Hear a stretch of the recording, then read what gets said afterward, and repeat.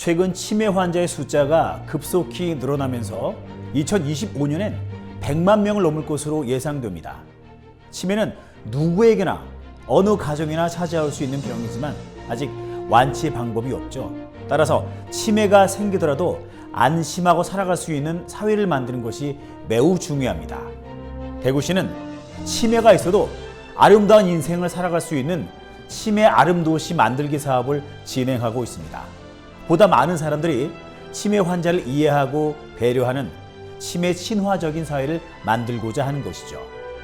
특히 치매 노인은 오랫동안 약을 복용하며 치료를 받기 때문에 약사님들께서는 그분들을 이해하고 여러 상황에 능숙하게 대처할 수 있다면 치매가 있어도 안심할 수 있는 사회를 만드는 데 큰 보탬이 될 것입니다. 여러분들께서는 본 영상을 통해 다음 내용을 익히시게 됩니다. 첫째, 치매 환자의 여러 증상에 대해 잘 대처할 수 있다. 둘째, 치매 관련 약제의 특성과 부작용을 잘 설명할 수 있다. 셋째, 치매 예방 방법에 대해 상세히 안내할 수 있다.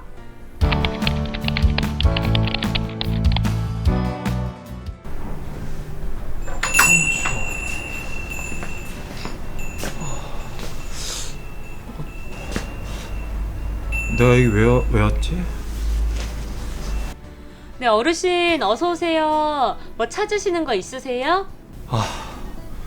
그게 잘 기억이 안 나네요. 분명히 들어올 땐 기억을 하고 있었는데 지금은 도무지 기억이 안 나네요. 네, 치매 환자가 기억에 어려움을 겪을 때는 절대로 짜증을 내거나 재촉하지 마시고 여유 있게 기다려 주시는 게 좋습니다. 그리고 힌트를 드려서 회상을 돕는 것도 좋은 방법이겠죠. 지금처럼 치매 환자가 기억이 나지 않아서 당황하고 있는 상황에서는 노인들이 많이 구매하는 약의 리스트를 예로 들어서 기억을 도와주실 수 있습니다. 어르신 괜찮습니다. 천천히 생각해 보시고 말씀해 주시면 되세요. 처방전 없이 약국에서 살 수 있는 약들이 있거든요. 제가 몇 가지 보여드릴 테니까 한번 봐보세요. 네, 이거는 소화제고요. 요건 종합 감기약이에요. 그리고 네, 진통제나 두통약도 있고요. 어르신들은 약국에서 이런 음료수 많이 사가시는데 혹시 찾으시는 거 있으실까요? 아, 맞다. 그래요. 제가 사려고 했던 거는 두통약이에요. 두통약. 약사님 고맙습니다.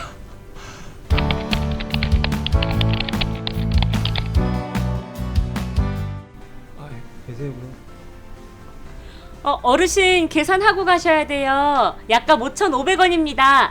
네. 내 정신 좀 봐. 내가 계산하는 걸 깜빡해버렸네. 근데 이 돈이 계산하는 게 어떻게 해야 되지? 네, 어르신 손바닥에 돈 올려주시면 제가 가져갈 테니까요. 한번 보여주시겠어요?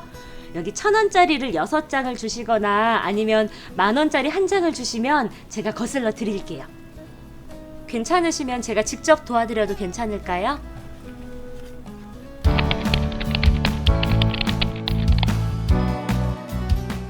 그럼 수고하세요.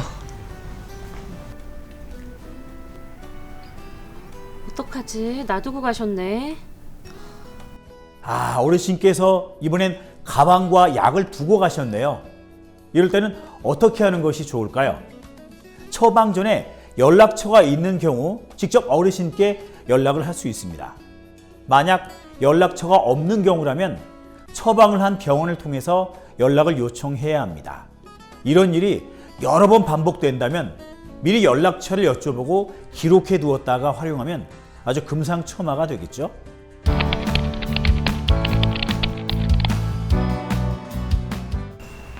약사님, 아니 도대체 왜 약을 안 주시는 거예요?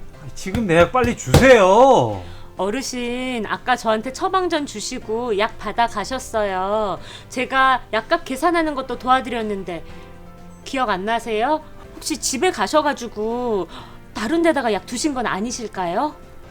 분명히 내가 아까 여기 처방전을 줬는데 집에 가서 보니 약이 없더라고요. 지금 내 말 무시하는 거예요? 치매가 진행되다 보면 자신이 한 행동을 기억하지 못하고서 다른 사람을 의심하면서 화를 내는 경우가 있습니다. 이런 상황에서 치매 환자와의 논쟁은 전혀 도움이 되지 않습니다. 우선 혼란스럽고 불안한 환자의 기분을 잘 이해하고 공감을 해 주셔야 합니다. 조용하고 차분한 톤으로 대화하면서 안심을 시키고 시간적인 여유를 충분히 갖는 것이 좋습니다. 어르신, 우선 여기 앉으셔서 제가 약 한번 찾아볼 테니까 여기 앉으시면 편안하실 거예요. 날씨 추우셔서 많이 힘드셨죠? 요거 드시면서 목 좀 축이세요. 약 없으셔가지고 되게 놀라셨겠다. 우리 같이 한번 찾아볼까요? 처방받은 약을 어디에 두셨는지 기억을 더듬어 볼 수 있도록 도와드린 후 필요하다면 약국 내 CCTV를 함께 확인해 볼 수 있습니다. 혹시나 가시는 도중에 약을 잃어버릴 수도 있죠. 그런 경우라면 병원에서 재처방 받으실 수 있게 안내 드립니다.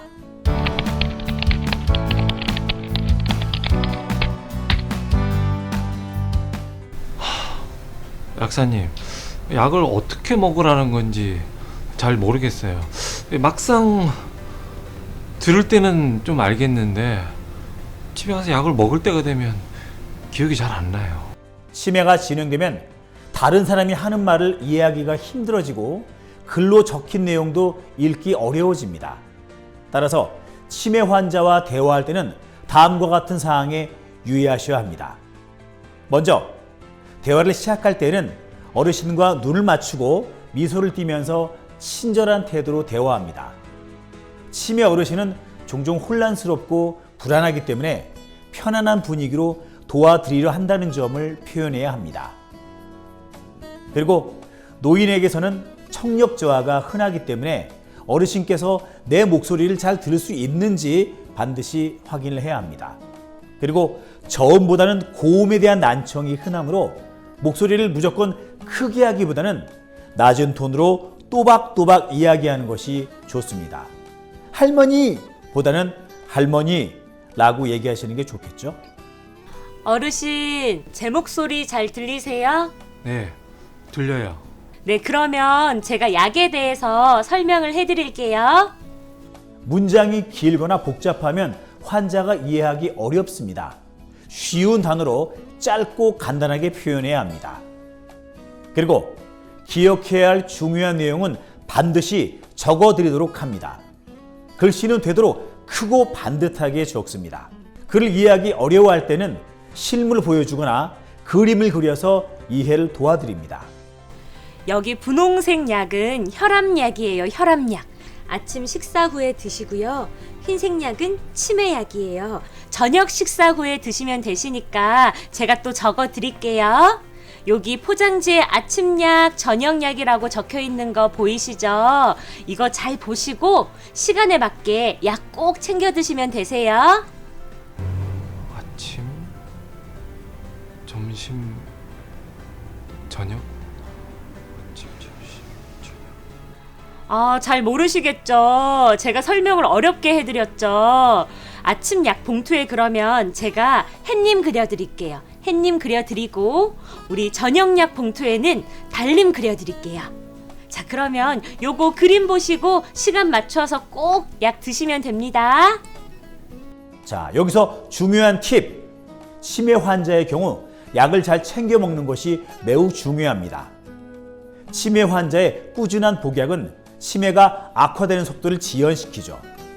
치매 환자와 가족의 고통을 최소한으로 하여 인간다운 존엄을 유지할 수 있도록 도와주십시오. 첫째, 약을 스스로 챙겨 드실 수 있도록 해주십시오.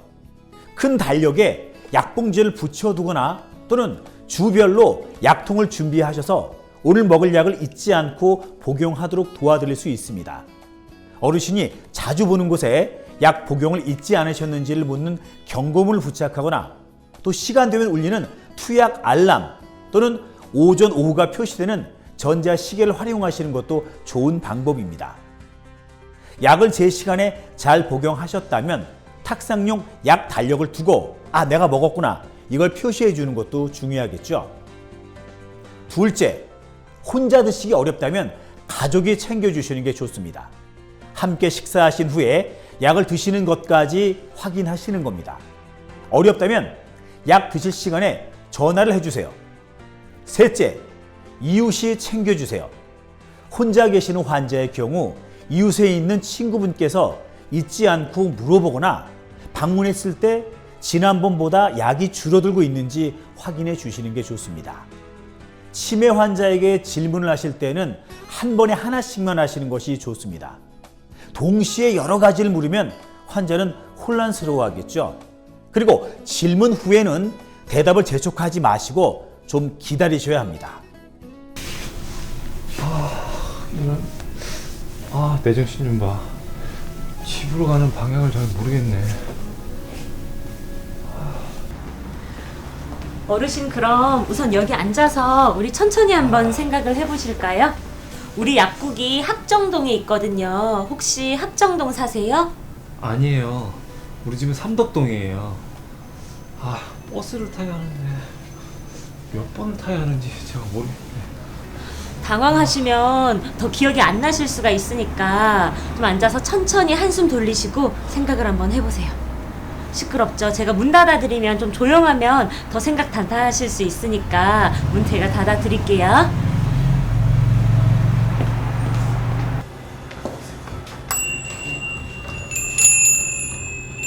네, 좋습니다. 편안하고 다정한 태도로 내가 당신을 도울 것이고 안심해도 된다는 점을 알려주십시오. 그리고 때로는 10마디 말보다 여러분의 따뜻한 미소, 부드러운 목소리, 그리고 섬세한 배려가 더 효과적일 때가 있습니다. 누구도 처음부터 치매 환자와 의사소통하는 방법을 알고 있는 것은 아닙니다. 하지만 우리가 조금씩만 노력한다면 그분들의 삶은 훨씬 더 편안하고 풍요로워질 수 있을 겁니다. 네, 처방된 약 여기 있습니다. 아유, 약사님. 그럼 이 처방된 약을 먹으면 치매가 더 나빠지진 않는 건가요?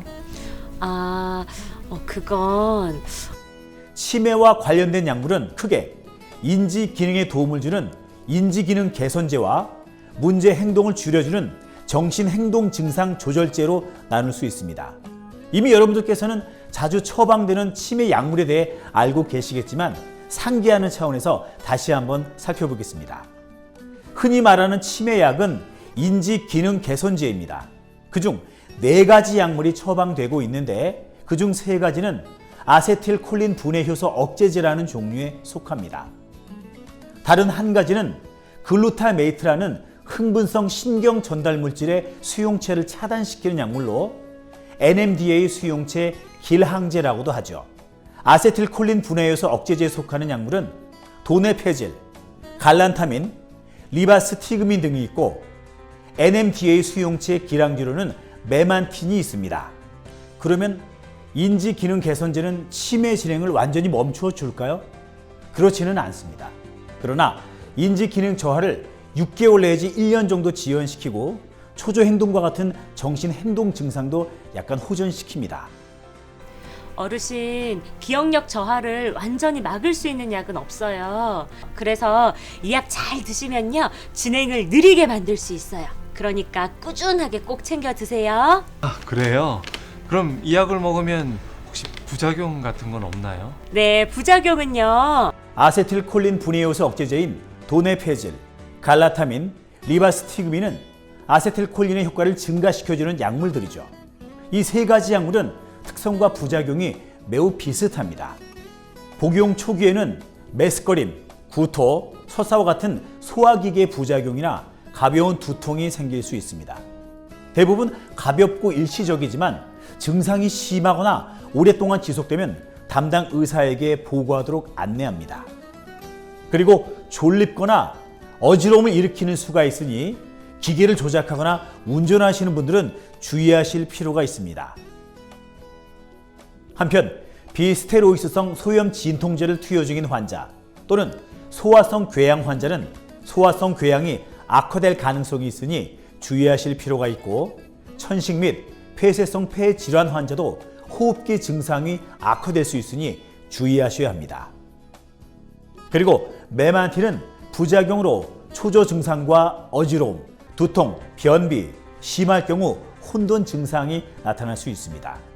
그러나 아세틸콜린 분해 효소 억제제들과 달리 메스꺼림이나 구토, 설사는 거의 없습니다.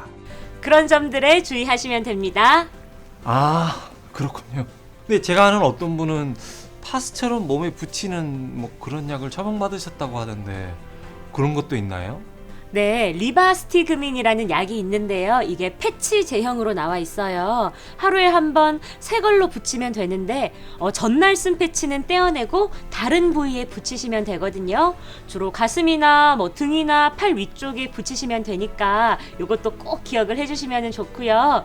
붙인 채로 샤워를 하셔도 되세요. 그런데 체온이 올라가면 피부 혈관이 확장돼서 흡수량이 늘어날 수 있기 때문에 사우나는 피해 주시는 게 좋습니다. 이제는 아마 여러분들께서도 인지 기능 개선제의 특성과 부작용을 환자에게 잘 설명할 수 있으시리라 생각됩니다.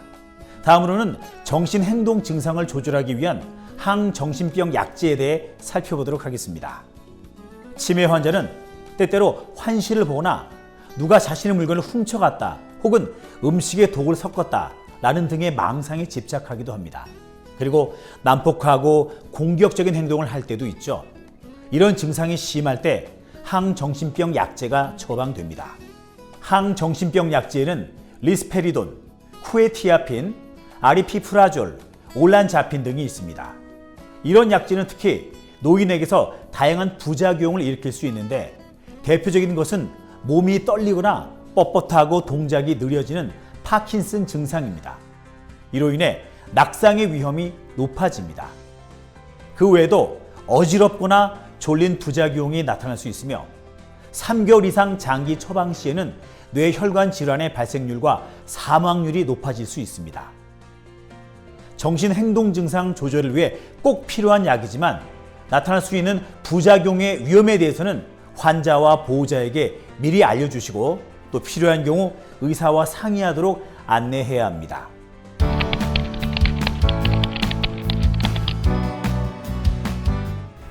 약사님, 제가 요즘 자꾸 중요한 걸 잊어버리는 일이 좀 잦아요. 그래서 말씀드리는 건데 옆집 할머니께서 말씀하시기를 뭐 치매 예방약이라고 있다고 하던데 정말 그 약을 먹으면 치매가 안 걸리는 게 맞나요? 어르신, 치매를 완벽하게 예방할 수 있는 약은 아직 없습니다. 그래도 치매를 예방할 수 있는 방법은 있거든요. 치매 예방 수칙 333이라고 들어보셨어요? 아니요. 치매 예방법 좀 알려주시면 좋겠는데요. 네, 먼저 일주일에 3번 이상 운동을 하시고요. 생선이나 채소 골고루 드셔야 돼요. 그리고 신문이나 책 보시면서 부지런히 읽고 쓰시고 머리 운동 해주시는 거 꼭 기억을 해주시고요. 2번째, 담배 끊으셔야 해요. 담배 끊으시고 술은 한 번에 3잔 이하로 드시는 게 좋으니까요. 또 머리는 다치지 않도록 항상 조심하셔야 합니다. 마지막은 치매 위험이 높은 고혈압, 당뇨 잘 관리하시고요. 가족이나 친구들한테 자주 만나자고 연락도 많이 하시고요. 그리고 제일 중요한 게요. 보건소에서 매년 치매 조기 검진 꼭 받으셔야 돼요. 그럼 보건소에서 하는 치매 검사는 어떻게 하면 받을 수 있나요? 보건소에서 운영하는 치매 안심센터 가시면 치매 검사 무료로 받으실 수 있으세요. 치매 안심센터는 치매 검사 외에도 치매 예방 프로그램, 치매 환자를 위한 쉼터, 가족들을 위한 가족교실, 자조 모임 다양한 게 많거든요. 그러니까 꼭 가보시고요. 치매로 또 드시는 약이 있다 하시면 소득 수준을 확인하고 치매 치료 관리비도 우리가 실비로 지원을 해드리고 있으니까요. 이 점도 꼭 기억을 해주시면은 우리 어르신한테 도움 많이 되실 것 같아요. 가까운 치매센터 방문하시면 좀 더 자세하게 안내받으실 수 있으니까 한번 가보세요. 고마워요. 그럼 조만간 치매 안심센터에 한번 방문해 봐야겠네요.